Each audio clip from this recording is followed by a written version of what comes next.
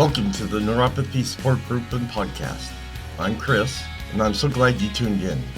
It's my hope with this podcast to help all of us gather information that might help those that need support dealing with this debilitating issue. Hello, and welcome to this podcast. Before we get started, let's get the formalities out of the way with the medical and privacy disclaimer. I am not a doctor or medical professional. The information on this podcast is from personal experiences and is meant for group support. Additionally, the information discussed is not meant to diagnose, treat, or cure any underlying conditions associated with neuropathy. All names here within are private and will not be shared with any outside sources. Please consult your healthcare provider before making any health decisions. If you have medical concerns or an immediate emergency, please contact your doctor or dial 911. Hello, my podcast friends. How you doing out there today?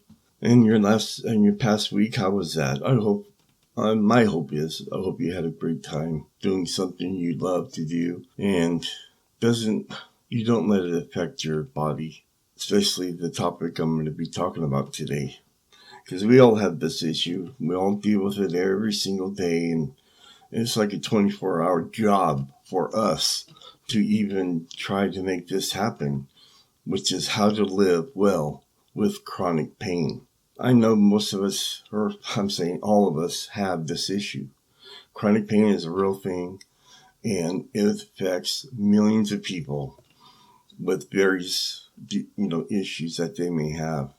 But specifically today, I want you to keep in mind neuropathy or nerve pain or anything that goes along with this kind of pain that we all endure with every single day. But the fighting chance is there, but it's for us to have that motivation to make it happen. And some days are good and some days aren't. Some hopefully with this complete guide that I'm going to be giving you today, talking about, is going to help you in some way. So let's get started.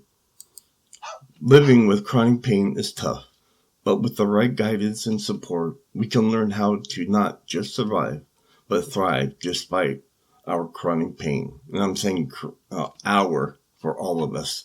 Chronic pain is defined as pain which is long-term, lasting beyond 3 months. It will come as no surprise that chronic pain can sap the joy from your life and reduce your level of functioning. This study explains it. In addition to the physical health consequences, chronic pain can have a profound negative impact on an individual's emotional and social well-being. The concept of living well while living with chronic pain can sound impossible, but you can thrive despite chronic pain. Living well with your chronic pain isn't just about managing your pain, but rather about finding ways to live a happy, fulfilled life in spite of your symptoms. This is the person here that I took this article from. I live with fibromyalgia and osteoarthritis. It has been a long journey to get used to living with my conditions, but now I am living a happy life, meeting my goals, and feeling extremely positive about the future. I won't tell you it isn't easy, but I will tell you it is possible. Acceptance and grieving. When you're first diagnosed with chronic pain conditions, it can be a lot to take in. Learning that the pain you have been experiencing is not going away anytime soon can be overwhelming. It's so different to give yourself the time to accept your diagnosis. It's okay to feel distraught, confused, and upset. It's an incredibly hard thing to hear that you have a long-term health condition. But don't be too hard on yourself. The way you are feeling is completely valid. It's okay to grieve who you were before you became chronically ill and the life that you once led. I have been there, and all of us have too. I grieved the dreams I once had and how physically fit I used to be. I felt completely overcome by the thought that I would have to live in pain. Give yourself this time of acceptance and grieving. But don't allow yourself to become stuck in that place. It's time to dust off yourself, figure out how you can live your life despite your illness. So first, you need to understand it's not your fault. The next vitality important stage is to understand that this is not your fault. You will hear that there are pain-inducing behaviors and that you need to change things in order to manage and reduce your pain. This is true, but does not mean that you have caused this pain or that it's your fault you are in this situation. Learning about your condition. Finding out about your diagnosis and chronic pain in general allows you to understand what is happening within your body and gives you a good basis to work from. Do plenty of research online, read articles, blogs, studies, and watch videos. If you have questions, make a list to take to your doctor or specialist the next time you have an appointment. Understanding how chronic pain works can give you a sense of confidence. It can allow you to understand that even though it's painful, chronic pain is not damaging your body. This can enable you to be less fearful when you are in pain. This study explains that pain neuroscience education, meaning being educated in the science behind pain, is effective in reducing pain and improving patients' knowledge of pain, improving function and lower disability, reducing psychosocial factors, enhancing movement, and minimize healthcare utilization. When I was diagnosed with fibromyalgia, my doctors told me that I would have to learn to live with it.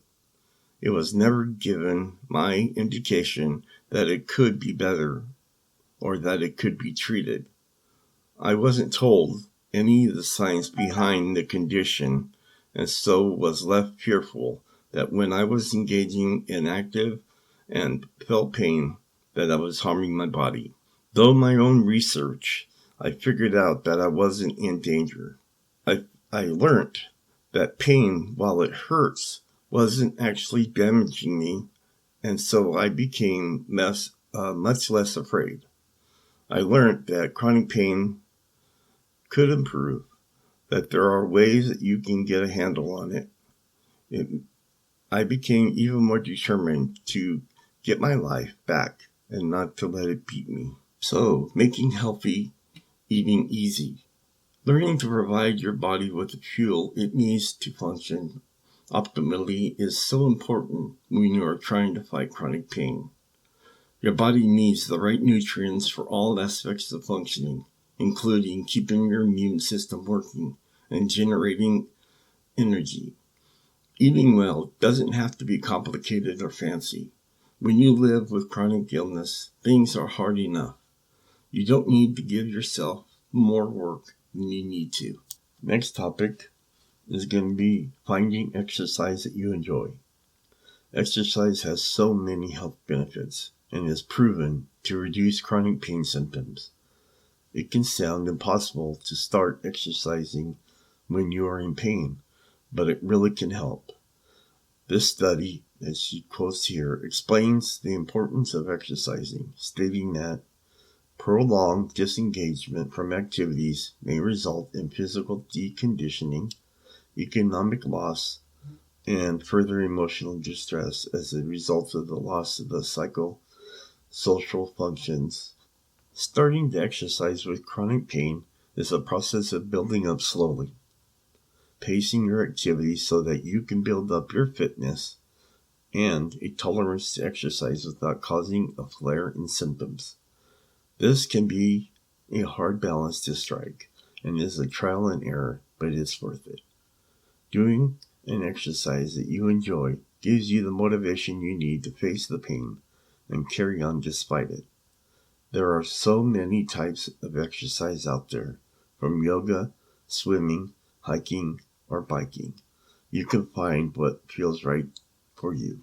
Next, being realistic about managing your weight. It's important to keep your weight at a healthy level where possible, so that there is less weight on your joints. This is particularly important with conditions like arthritis where the joint is worn down. This is something I struggle with, the author. I'm very overweight due to the side effects of medication for bipolar disorder, which I also live with, combined with it being tough to exercise as much as I'd like to while living with chronic pain. I constantly try to battle this to improve my physical health. It is an ongoing journey for me, one that I will not give up on. Next topic, finding ways to sleep well.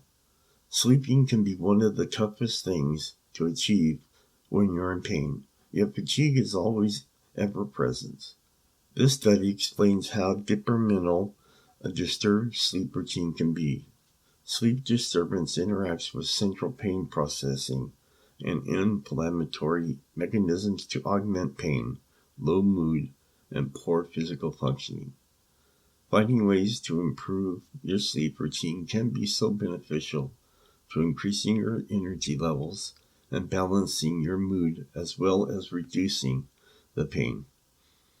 This author says she has found that getting up at roughly the same time in the morning consistently, even if I haven't slept well, really helps. I try to minimize naps during the day. It's not always possible to eliminate them, but reducing their frequency and length is helpful. Being active during the day helps your body and mind to be tired enough to sleep. Since I started exercising, I can see the difference in the days when I do and don't exercise regarding how well I sleep. If you take medications which have sedative side effects, and that's me, taking them about a half an hour before bed can let you use those side effects in your favor.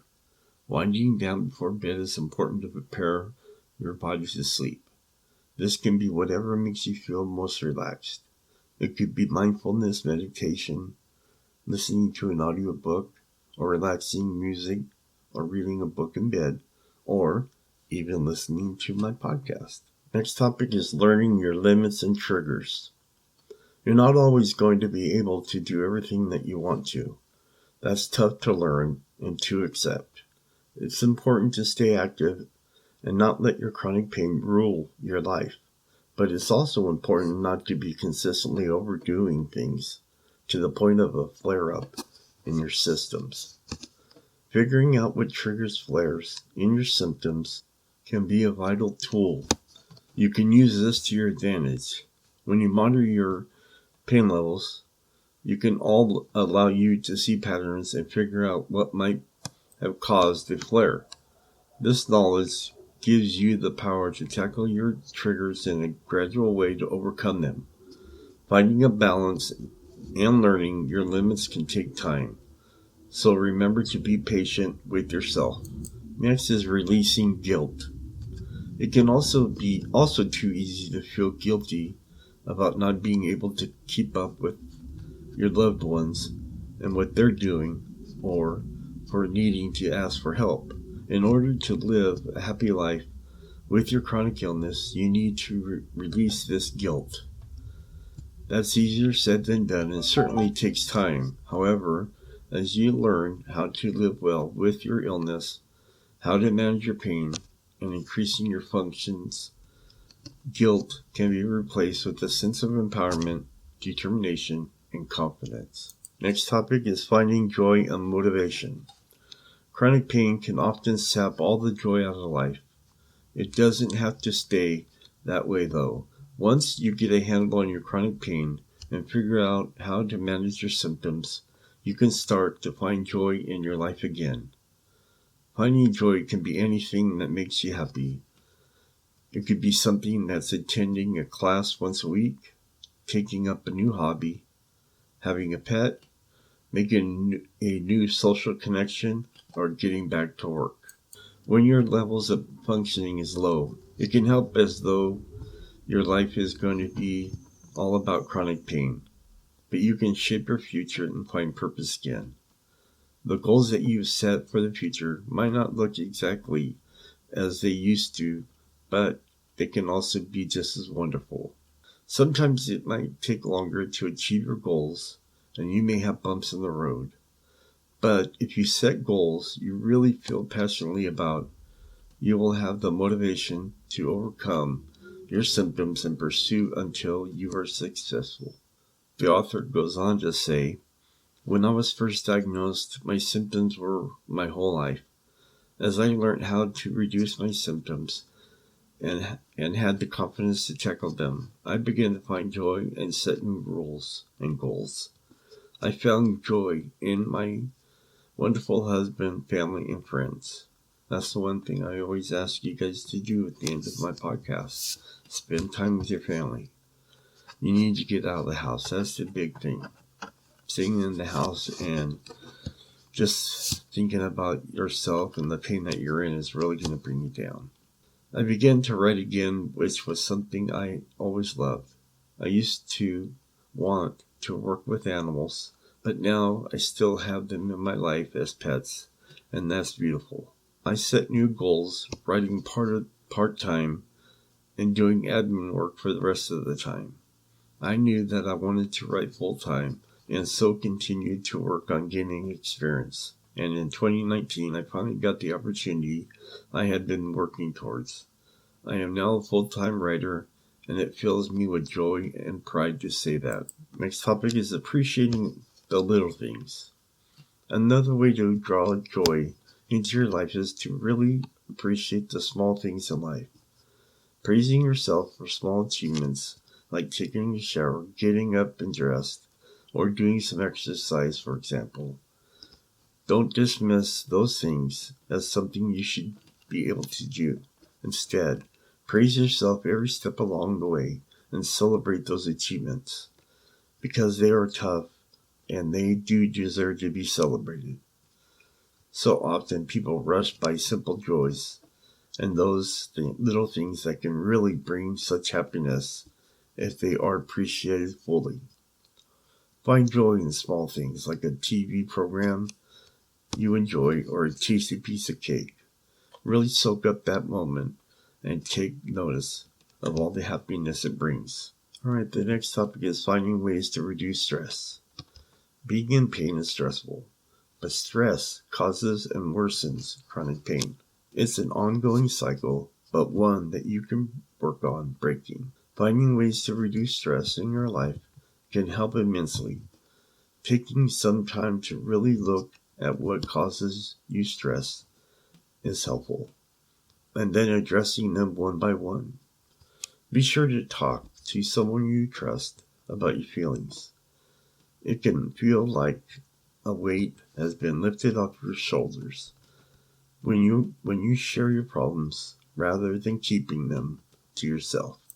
Learning how to implement mindfulness into your day-to-day life, as well as carrying out mindfulness meditations, can help you relax and reduce stress. This book describes mindfulness as to live in the moment, notice what is happening, and make choices about how you respond to your experience, rather than being driven by habitual reactions. Essentially, mindfulness gives you more control over your emotions and your behaviors. Here's the next two, and I feel these are the big thoughts. Next topic is distraction. Something that I have found immensely helpful when I am flaring is distraction.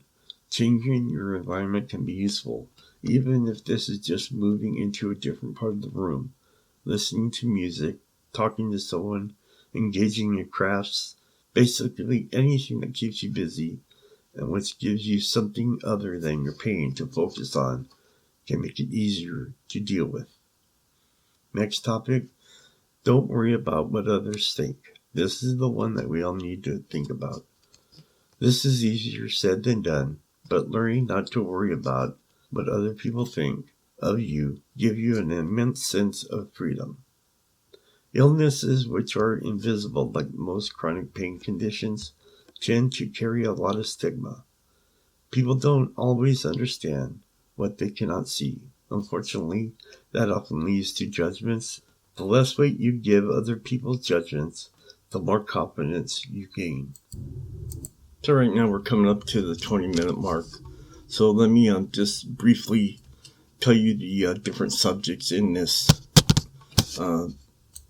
article I found, and I'll make sure that I post it again, like I always do, on my Facebook page, Neuropathy Support Group and Podcast, to make sure that you get everything that I'm not going to be discussing right now. But just really quick, let me just give you a couple of the things that it says here. One thing you should do is find others who understand. That's one problem that we all deal with. There just isn't very many people. They don't, I'm so grateful for Facebook, and I'm so grateful for some of the other platforms, but Facebook is the big one for me. And the reason why is because I can connect to those that have the same issues and are going through the same things, and we're able to talk about it and help each other out to figure out how we can get over that hurdle.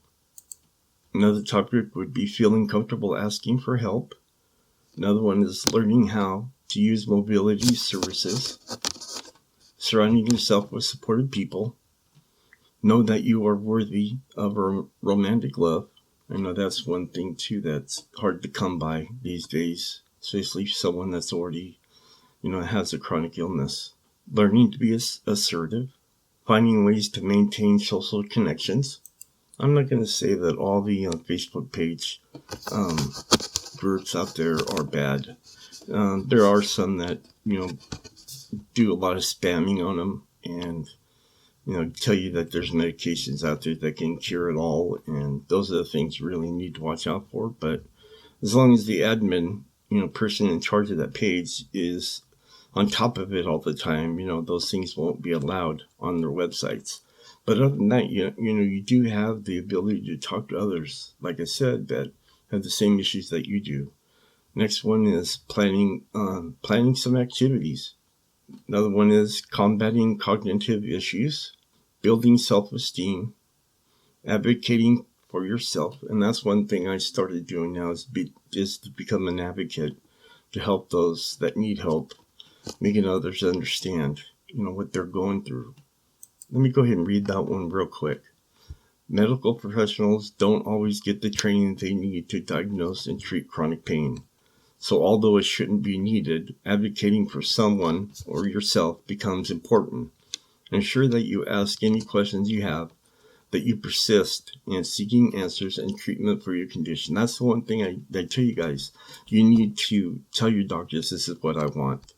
Not make suggestions. Just tell them, I need you to do this. This is what I want. That's the only way that you're going to, get the things that you do want. And if not, maybe you'll get something else that's comparable to it.